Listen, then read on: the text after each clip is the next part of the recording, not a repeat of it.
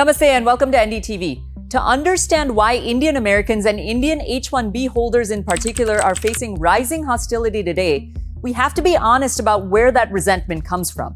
It didn't emerge overnight and it didn't come from nowhere. A significant part of it stems from the long-term abuse of the H-1B visa system, especially in computer science and IT outsourcing. For years, policymakers avoided confronting that reality, allowing the problem to grow unchecked. The H-1B visa was created to address genuine skill shortages, cases where qualified American workers simply were not available. But over time, loopholes turned the program into a mechanism for labor arbitrage, not talent supplementation. Here's how the system was gamed. First, mass lottery flooding. Large consulting and staffing firms submitted thousands of H-1B applications for vague, generic IT roles like software analyst, tester, system support.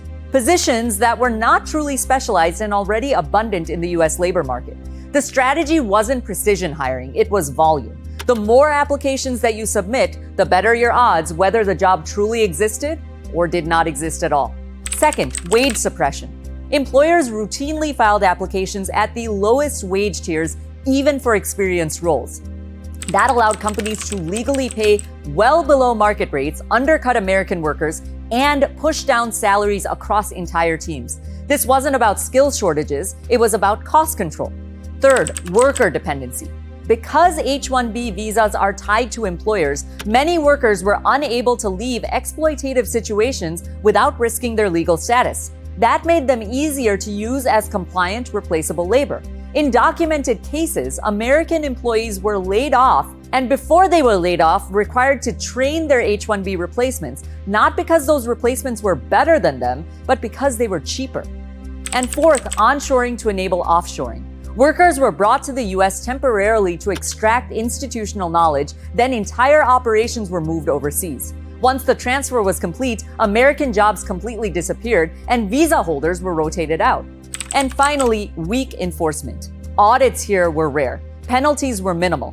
Firms repeatedly flagged for abuse continued operating. For years, everybody knew what was happening and nothing meaningful changed.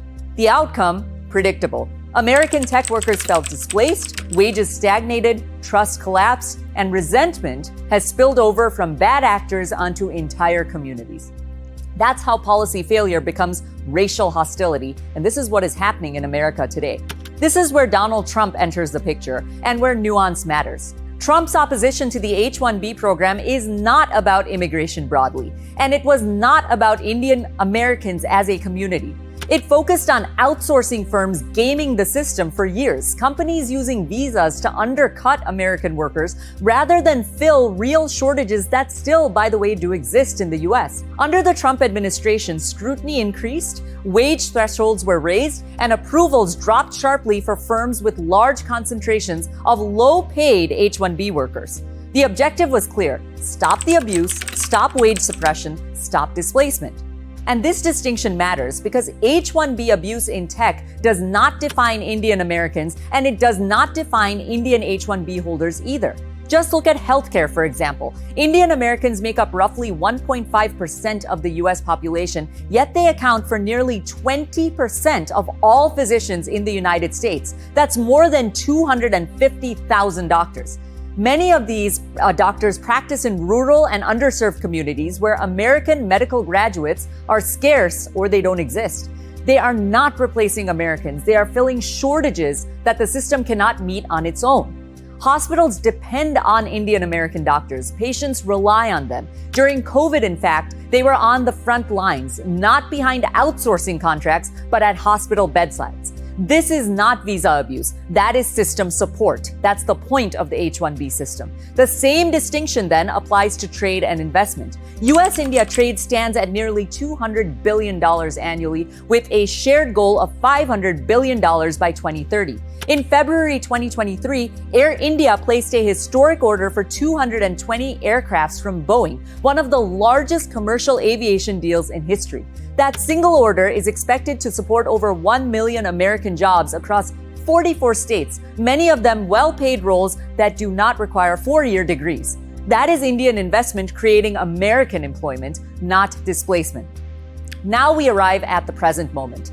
After years of this unchecked gaming in the IT sector, the system is tightening and everyone is feeling it. Legitimate Indian H-1B holders are facing interview suspensions, longer processing times, and heightened scrutiny even when they followed the rules. Employers face uncertainty, projects are delayed, careers are paused. This pain is real, but the uncomfortable truth is this, and this is what mainstream media will not tell you, that this correction is long overdue.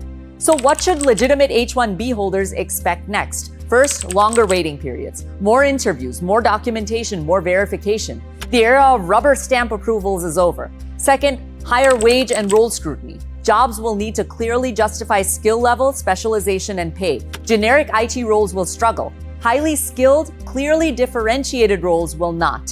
Third, and this is critical, long-term payoff for real value. For H-1B holders who are genuinely adding value, building core products, advancing research, securing infrastructure, driving innovation, helping the American economy, the system will ultimately work in their favor. As abuse is filtered out, legitimacy rises. They won't be competing with shell consultancies. They won't be lumped in with bad actors. And they won't carry the stigma that has been created by years of misuse. So yes, this slowdown is painful. Yes, the waiting is frustrating. But this is the cost of restoring credibility to a system that lost it a long time ago. If reforms are properly enforced, the result isn't exclusion. It is a stronger, fairer H-1B program that protects American workers and rewards Indian immigrants who came legally, contributed honestly, and played by the rules. This isn't anti-immigrant by Trump. It's accountability, and it's long overdue. Keep watching NDTV. Until next time, this is Priyanka Deo. Namaste.